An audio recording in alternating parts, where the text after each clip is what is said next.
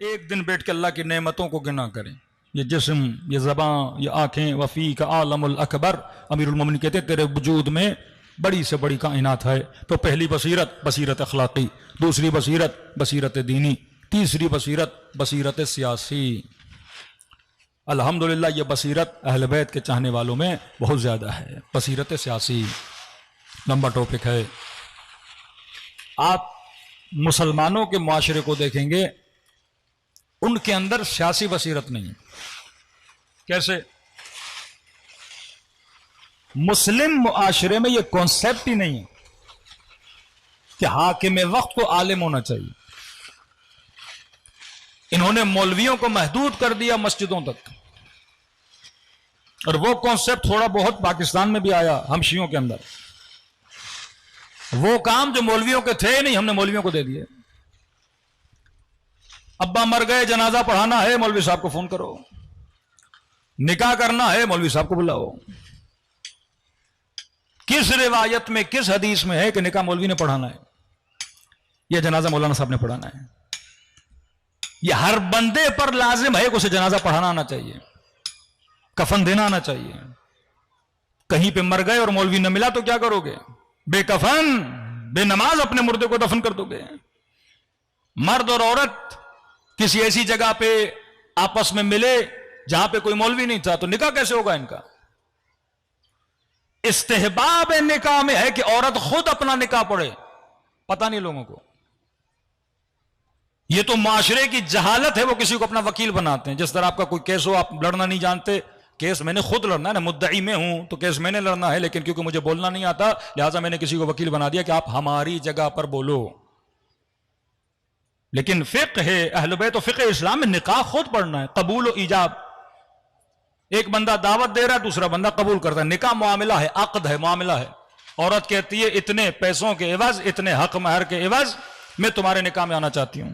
اب وہ ٹیمپریری ہو یا دائمی ہو، میں تمہارے نکاح میں آنا چاہتی ہوں. اس کو قبول کیا جاتا ہے. رسول خدا کا جناب خدیجۃ الکبریٰ کے ساتھ نکاح کس نے پڑھا تھا؟ مشہور ہے جناب ابو طالب نے پڑھا تھا. خود جناب خدیجۃ الکبریٰ نے اپنا نکاح پڑھا. حضرت ابو طالب نے خطبہ نکاح پڑھا تھا، نکاح نہیں پڑھا تھا، خطبہ نکاح پڑھا تھا. لیکن جو دعوت دی وہ جناب خدیجہ نے دی. قبول و ایجاب میاں بیوی میں ہوتا ہے. لیکن ہم نے زحمت نہیں کی، نکاح پڑھنا بھی نہیں سکھایا، مولانا کو اس پہ لگا دیا. جنازہ مجھے آنا چاہیے، غسل کیسے دیا جاتا ہے، کفن کیسے دیا جاتا ہے، تلقین کیسے پڑھی جاتی ہے، قبر میں کیسے اتارا جاتا ہے، مجھے آنا چاہیے. نماز پڑھنی ہو تو آگے مولانا صاحب ہوں. اور کئی ایسی شیعہ مسجدیں جب مولانا نہیں آتا سارے فرادہ پڑھتے ہیں. یہ وبا ہے، یہ بیماری ہے، یہ خود کو ثواب سے محروم کرنا ہے. ہر وہ مومن جس کی قراءت قرآن کی صحیح ہے وہ پیش امام بن سکتا ہے. صرف ایک شرط ہے، وہ اچھی شہرت رکھتا ہو. مطلب ایسا بندہ کھڑا نہ ہو جو پورے معاشرے کو پتا ہو زانی ہے، شرابی ہے، جھوٹا ہے، ایک نمبر فراڈیا ہے، اس کو نہ آگے کھڑا کرو. لیکن جو بندہ سب کو پتا ہے، بزرگ ہیں، کوئی جوان ہے، نیک ہے، صالح ہے، اس میں کوئی ایسی خاص برائی نہیں ہے، جو مشہور ہو، وہ آگے کھڑے ہو کے نماز پڑھا سکتا ہے. آپ سارے ثواب نماز لے سکتے ہو. عالم کی ڈیوٹی کیا تھی؟ عالم کی ڈیوٹی ہے کہ معاشرے کی تربیت کرے. عالم کی ڈیوٹی یہ ہے کہ قانون بنائے. عالم کی ڈیوٹی یہ ہے کہ شریعت محمد اور آل محمد کو نافذ کرے. وہ معاشرہ غیر مکتب اہل بیت کا معاشرہ تھا جس میں مولوی مسجدوں میں بیٹھ گئے اور یزید کو کہا کہ تو جا کے حکومت کر. اغیار جا کے حکومت کریں. کیونکہ آپ کے جتنے سوشل تربیتی مسائل ہیں اس کا حل کس کے پاس ہے؟ حکومت کے پاس ہے. بندے خدا، یہ ایجوکیشن کا مسئلہ، یہ لوڈ شیڈنگ کا مسئلہ، یہ روڈوں کا مسئلہ، یہ بچوں کے اسکول کا مسئلہ، یہ فحاشی اریانی جو ٹی وی سے پھیلائی جاتی ہے، سینسر بورڈ کون کنٹرول کرے گا؟ یہ سارے ادارے حکومت کے ادارے ہیں.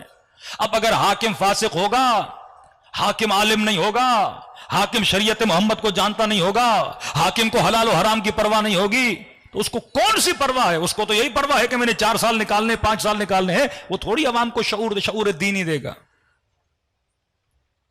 IMF والے 4 چیزیں بتا دیں کہ انہوں نے امپلیمنٹ کرنی ہوتی کیونکہ پیسے لینے.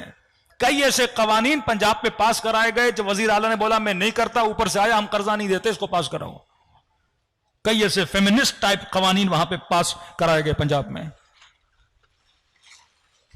یہ شعور سیاسی، بصیرت سیاسی مکتب اہل بیت میں تھی، اور الحمدللہ ہے کہ خمینی صاحب نے یہ شعور دیا کہ اگر حاکم عالم نہیں ہوگا، حاکم شریعت کو نہیں جانے گا تو قوم کا حل کیا ہوگا؟ تبھی آپ کے یہاں جو سیاسی پاور ہے وہ علماء کے پاس ہے، جو بڑی کوشش کی گئی پاکستان میں تو 90s میں لڑا کے شیعوں کو تباہ و برباد کر دیا کہ سیاسی رہبریت عالم کے پاس ہو۔ ایران میں عالم کے پاس ہے، عراق کے شیعہ اتنے آپس میں اختلافات ہوتے ہیں۔ سید علی سیستانی جب انگلینڈ سے واپس آتے ہیں عراق میں، ایک ہفتے میں عراق کا ماحول ٹھنڈا پڑ جاتا ہے۔ کوئی سوچ بھی سکتا ہے کہ وہ داعش جس کے پاس دنیا کا سب سے لیٹسٹ ترین اسلحہ، جو 27 کلومیٹر دور تھے امام حسین کاظم کی قبر سے، جن کے مظالم پوری دنیا نے دیکھے، ان کے مارنے کا طریقہ، بروٹل طریقے سے لوگوں کو مارنا، اگر یہ آگے بڑھتے کیا ہوتا اس زمانے میں؟ اگر ایک عالم سیاست کو کنٹرول نہ کر رہا ہوتا، کیونکہ غیر عالم اگر اس کرسی پہ بیٹھے گا، اس میں حب جاہ ہوگی، اس میں حب مقام ہوگی، اس میں پیسے کی خواہش ہوگی، وہ اپنے نام کے لیے کرے گا تو لوگوں کو آپس میں لڑائے۔ یہ سیاسی پارٹیوں میں جھگڑے کیوں ہوتے ہیں؟ کیونکہ مسئلہ کرسی کا ہے، مسئلہ خدا کا نہیں، مسئلہ عوام کے مفاد کا نہیں، مسئلہ ذات کے مفاد کا ہے۔ لیکن جب عالم ہوگا، وہ امام زمانہ کا فرمان کہ میں غیبت کبریٰ میں جا رہا ہوں، سائنًا لنفس سے، ایک ایسے شخص کے پیچھے جانا جس میں سیانت نفس ہو، جس میں حب ذات نہ ہو، جس میں حب جاہ نہ ہو، جس میں شہرت پسندی کی خواہش نہ ہو، جس میں وہوہ طلبی کی خواہش نہ ہو، اس کے پیچھے جانا۔ پورے عراق کے شیعوں کو کنٹرول کیا۔ آپ سوچیں وہ عراق جو اس وقت دنیا کے 3rd نمبر پر ہے کرپشن میں، 3rd نمبر پر، اتنی کرپٹ قوم کو بچا کے رکھا ہے، ورنہ یہ ایک دوسرے کو چیر پھاڑ دیتے جیسے عراقیوں کا مزاج ہے۔ لبنان کے شیعہ ایک عالم کنٹرول کر رہا ہے، یمن عالم کنٹرول کر رہا ہے، عراق عالم کنٹرول کر رہا ہے، ایران عالم کنٹرول کر رہا ہے۔ ایک ملک مجھے بتائیے غیر شیعہ جہاں پہ کوئی عالم کنٹرول کر رہا ہوں ان کی سوسائٹی کو، ایک ملک بتائیے۔ سارے ملکوں کو یا ان کے بادشاہ کرتے ہیں یا عالمی اور استعماری طاقتیں کنٹرول کرتی ہیں۔ یہ وہ شعور تھا، وہ شعور سیاسی جو امام حسین نے دیا۔